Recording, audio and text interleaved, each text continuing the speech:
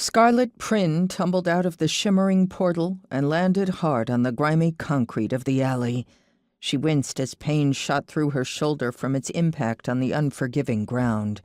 A groan escaped her lips as she pushed herself to a sitting position and looked around in bewilderment.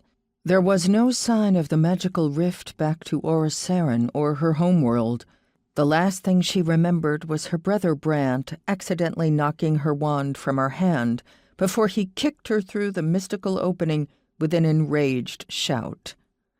Her taunts, intended as play, had drawn emotional blood. Now she was alone in a dark, trash-strewn alley, surrounded by towering buildings that blocked out the night sky. Even without the stars as a reference, she knew she was somewhere she'd never been. She got to her feet and flexed her bruised shoulder. The alley was empty except for several overflowing dumpsters and a mangy stray cat pawing through a spilled garbage bag. Scarlett's boots crunched on broken glass and debris as she moved toward the alley mouth, and she emerged from between the buildings onto a wide street, bustling with people and fast-moving vehicles.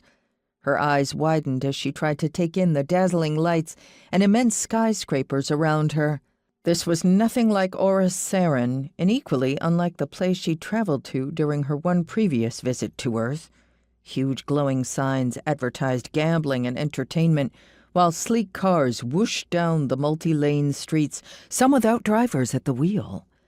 Men and women wore everything from expensive formal attire to ripped jeans and T-shirts with odd images.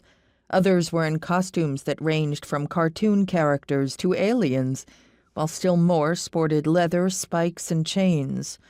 Her black denim jeans, matching T-shirt and leather jacket were notably boring in comparison. After the initial shock wore off, a smile spread across Scarlett's face.